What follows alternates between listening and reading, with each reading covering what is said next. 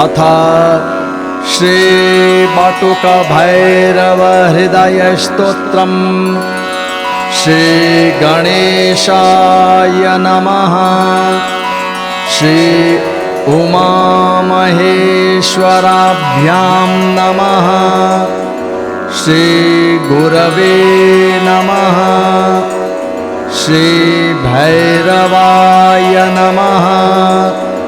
पूर्वपीठिका कैलासशिखरासीनं देवदेवं जगद्गुरुं देवी पप्रच्छ सर्वज्ञं शङ्करं वरदं शिवं। श्रीदेव्योवाच देवदेव परेशान भक्ताभीष्टप्रदायक प्रब्रूहि मे महाभाग गोप्यं यद्यपि न प्रभो बटुकस्यैव हृदयं साधकानां हिताय च। श्री शिव उवाच शृणु देवी प्रवक्ष्यामि हृदयं बटुकस्य च। गुह्याद्गुह्यतरं गुह्यं तच्छृणुष्व तुमाद्य मे हृदयास्यास्य देवेशे बृहदारण्यको ऋषिः।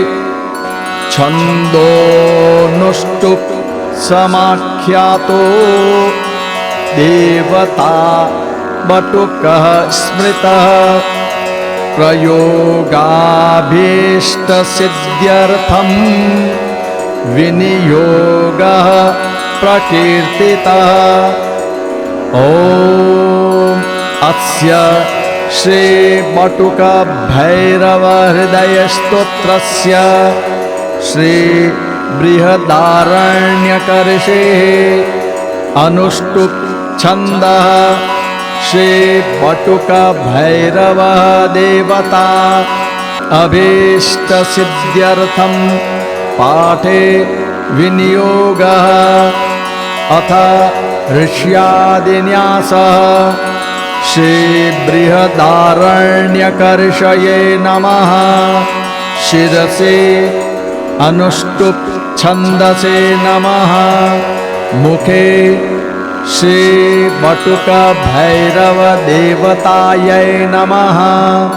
हृदये अभीष्टसिद्ध्यर्थं पाठे विनियोगाय नमः। सर्वाङ्गे इति ऋष्यादिन्यासः। ॐ प्रणवेशः शिरः पातु ललाटे प्रमथादिपः। कपोलौ कामवपुषो भ्रूभागे भैरवेश्वरः। नेत्रयोर्वह्नि नयनो नासिकायामघापः।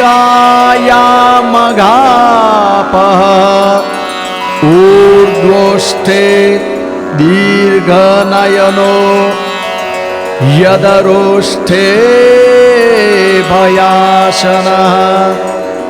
चिबुके भालनयनो गण्डयोश्चन्द्रशेखरः। मुखान्तरे महाकालो भीमाक्षो मुखमण्डले। ग्रीवायां वीरभद्रो व्यात् घटिकायां महोदरः।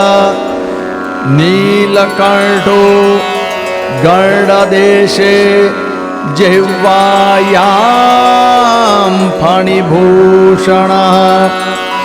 दशने वज्रदशनो तालुके यमृतेश्वरः दोर्दण्डे वज्रदण्डो मे स्कन्दयो स्कन्दवल्लभः कूर्परे कञ्जनयनो फणौ हेत्कारिणी पतिः अङ्गुलेषु महाभीमो नखेषो अघहावतो कक्षे व्याघ्रासनो पातु कट्यां मातङ्गचर्मणि कुक्षौ कामेश्वरः पातु वस्तिदेशे स्मरान्तकः शूलपाणिर्लिङ्गदेशे गुह्ये गुह्येश्वरो वतु जङ्घायां वज्रदमनो जगने जृम्भकेश्वर पादौ ज्ञानप्रदः पातु धनदश्चाङ्गुलीषु च दिग्वासो रोमकूपेषु सन्धिदेशे सदाशिव पूर्वाशां कामपीठस्थः उड्डीशस्थो अग्निकोणके याम्यां जालन्धरस्थो मे नरेत्यां कोटिपेटगः वारुण्यां वज्रपीठस्थो वायव्यां कुलपीठगः उदीच्यां बाणपीठस्थ ऐशान्यामिन्दुपीठगः ऊर्ध्वं बीजेन्द्रपीठस्थः खेटस्थो भूतलोवतु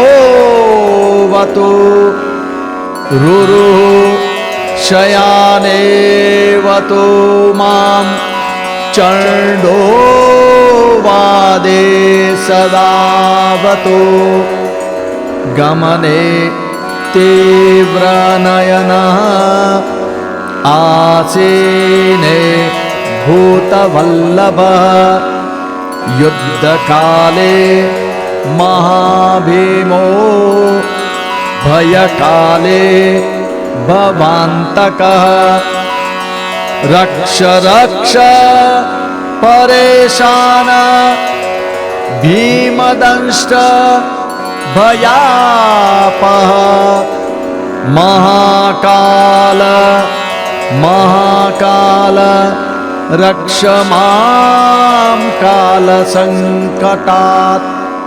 फलश्रुतेः इतीदं हृदयं दिव्यं सर्वपापप्रणाशनं सर्वसम्पत्प्रदं भद्रे सर्वसिद्धि फलप्रदम् इति श्री बटुक भैरव हृदय स्तोत्रम संपूर्णम्।